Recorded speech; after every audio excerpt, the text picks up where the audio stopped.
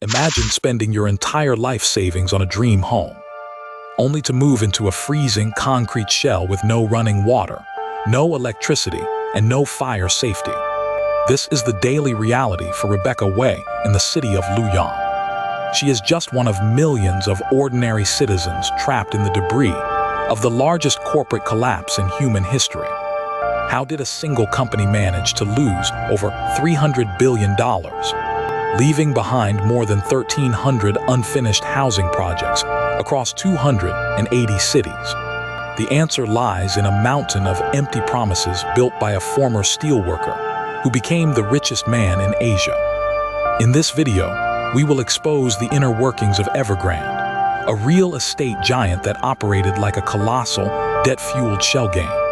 But to understand how this nightmare became reality, we have to look at the man who started it all and the bizarre rule that brought his empire down. To understand the scale of this disaster, we have to look at China's massive property market. In China, owning a home is not just an investment. It is the ultimate symbol of security and a prerequisite for marriage. Enter Hui Ka Yan, a former steelworker who saw an opportunity to capitalize on this cultural dream. He founded Evergrande in 1996, eventually turning it into the world's most valuable real estate company. At its peak, Evergrande was a household name, trusted by millions. But behind the shiny brochures and towering skyscrapers lay a terrifying reality. The company was drowning in debt. By the end of 2021, its total liabilities would reach a staggering $360 billion. How could a company with so much debt keep growing? Soon, we will see how this simple pre-sale system turned into a high-stakes game of financial musical chairs that relied on a shocking, multi-billion-dollar lie. Hui Ka Yan's rise was nothing short of meteoric. After founding Evergrande, he took the company public on the Hong Kong Stock Exchange in 2009. This move unlocked billions in fresh capital, fueling an aggressive, unstoppable expansion. By 2017, Hui was declared the richest person in Asia. Flush with cash and fueled by an insatiable appetite for growth, Evergrande began diversifying into an astonishing array of businesses. They bought a champion football club, poured billions into bottled water, dairy products, health services, and even a massive amusement park. Most bizarrely, they vowed to build electric vehicles to beat Tesla, all funded by massive piles of debt. But how did they actually pay for this endless expansion? In a moment, you will see the exact financial trick they used to keep this house of cards standing. Mechanism so fragile that a single change in government policy would smash it to pieces. To understand how Evergrande funded this empire, think of a builder who wants to build a house. Instead of using his own money, he borrows heavily to buy a massive plot of land. Before laying a single brick, he pre-sells the future apartments to eager buyers, taking their life savings up front. But instead of using that cash to actually build those apartments, the builder uses it to buy more land, pay off older loans, and fund his side businesses, like electric cars and theme parks. To keep going, he must constantly buy more land and pre-sell more non-existent apartments. This is a classic borrow from Peter to pay Paul model. It works perfectly as long as housing prices keep rising and banks keep lending.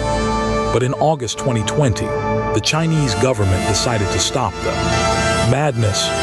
They introduced the 3 red lines policy, which set strict limits on how much debt property developers could carry. Suddenly, Evergrande failed all 3 tests.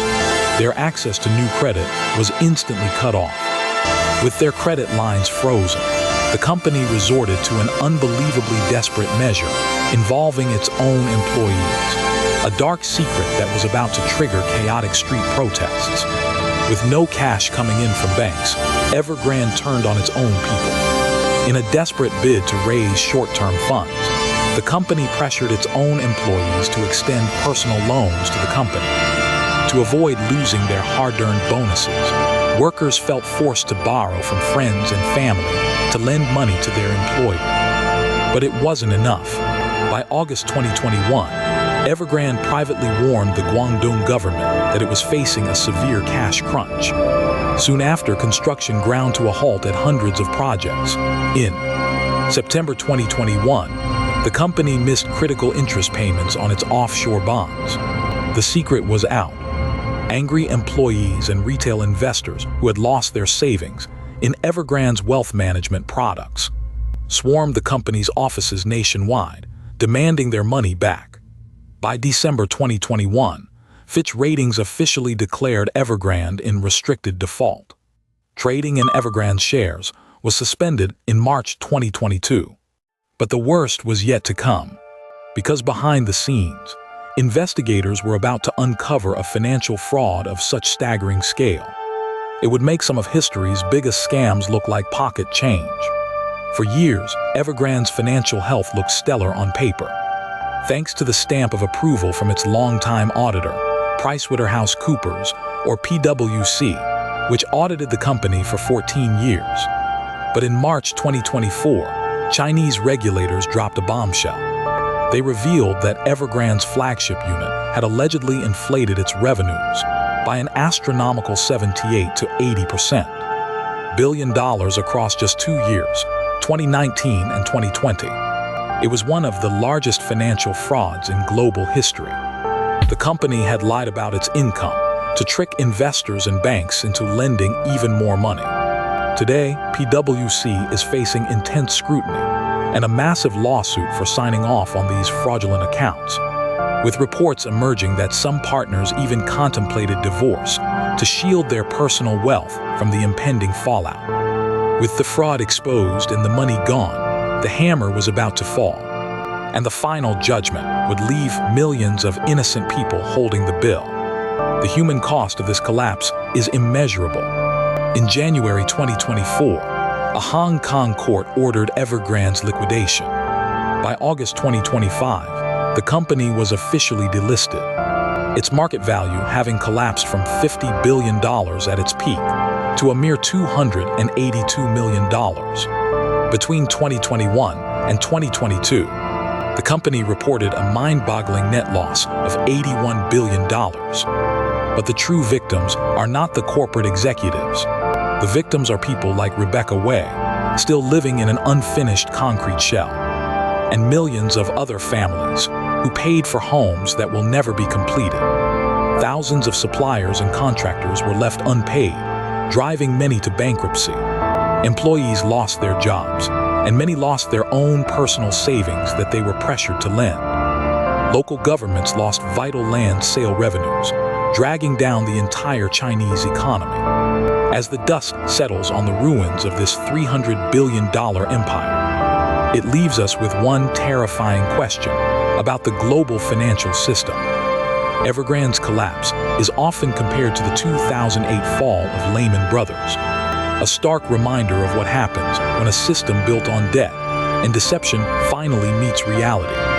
Hui Ka Yan, the former steelworker who once stood at the top of the world, was reportedly placed under police control.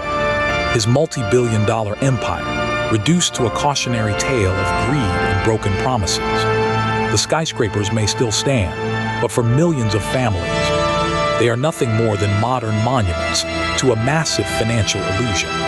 If you want to understand how these global financial giants really work and how they fall, hit the notification bell so you never miss our next deep dive into the world's most spectacular financial implosions. Thank you for watching, and we will see you in the next episode.